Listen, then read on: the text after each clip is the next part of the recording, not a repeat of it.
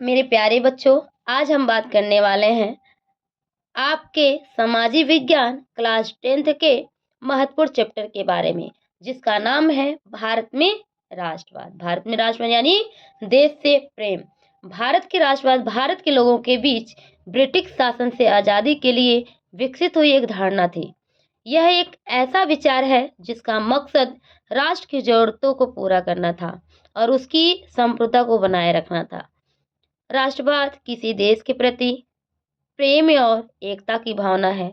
यह विचारधारा है जो किसी राष्ट्र के प्रति वफादारी और निष्ठा निभाने की थी।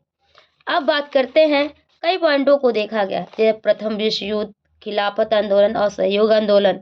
आंदोलन के भीतर भिन्न भिन्न किस्में सविनय अवज्ञा की ओर राष्ट्रवाद की भावना। कई पॉइंटों बात की। अब बात करते हैं प्रथम विश्व युद्ध की क्या था।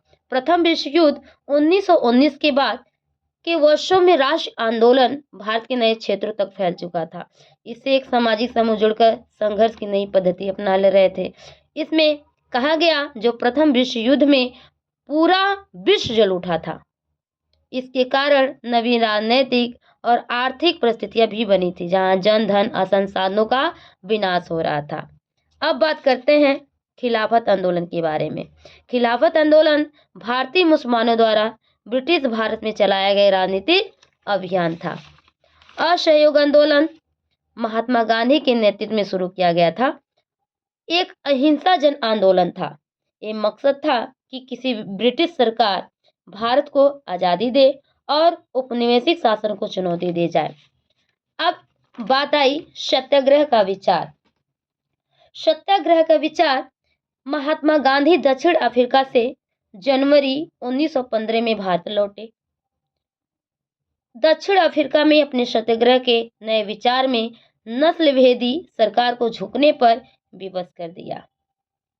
इस सत्याग्रह आंदोलन का सत्य शक्ति यानी बल देना चाहते थे और ये कहते थे कि प्रतिशोध की भावना आक्रामकता का सहायता लिए बिना सत्याग्रही मात्र अहिंसा के सहारे संघर्ष से सफल नहीं हो सकती, वरन शत्रु को ही नहीं वरन सभी लोगों को क्या करना होगा, अहिंसात्मक ढंग से सच्चाई को स्वीकार करने के लिए विवश कर देता था।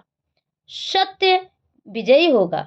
अहिंसा के आधार सभी भारतीयों को एकता के सूत्र में बांधने के लिए सक्षम हो सकता है। अब बात करते हैं रॉलेट एक्ट के बारे में।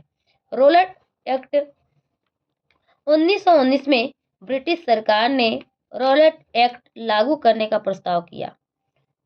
महात्मा गांधी ने इसके विरुद्ध एक राष्ट्रव्यापी सत्याग्रह आंदोलन चलाने का फैसला लिया।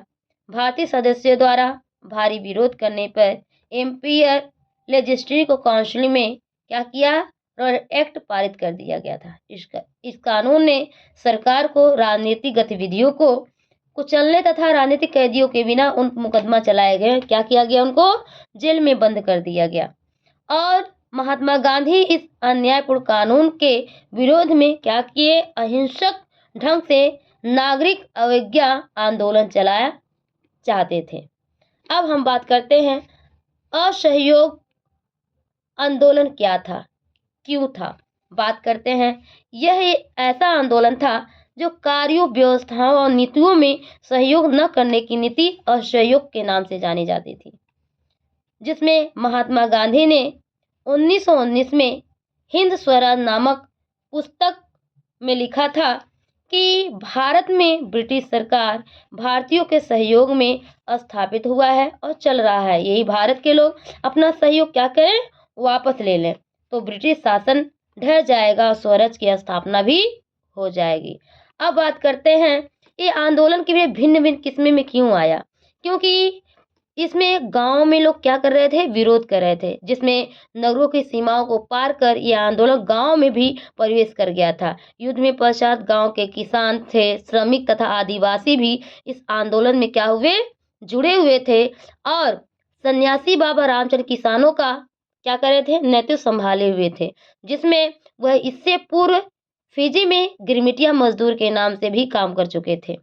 अब बात करते हैं बगानों में स्वराज। अब बगानों की स्वराज भी थी। सविनय अवज्ञा आंदोलन क्या था। सविनय अवज्ञा आंदोलन इन नमक मार्च और सविनय अवज्ञा आंदोलन चलाया गया, जिसमें प्रतिभागियों ने आंदोलन को कैसे देखा, जिसमें कहा गया। अब सविनय अवज्ञा की ओर एक बात करते हैं। नमक मार्च और सविनय अवज्ञा का आंदोलन क्या था? ये फरवरी 1922 में गांधी जी ने असहयोग आंदोलन को वापस लेने का क्या किया?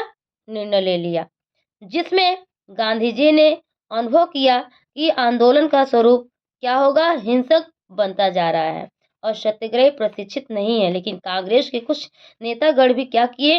आंदोलन से क्या किए? थक चुके थे। लेकिन 1919 के गवर्नमेंट ऑफ इंडिया एक्ट अनुरूप गठित की गई और कहा गया इसमें प्रांतीय परिषदों के चुनाव में भाग लेना चाहते थे। उन्हें लगता था कि जो परिषदीय में रहकर ब्रिटिश सरकार का विरोध भली प्रकार से कर रहे हैं, उसको क्या किया जाए? उनको चुन लिया जाए।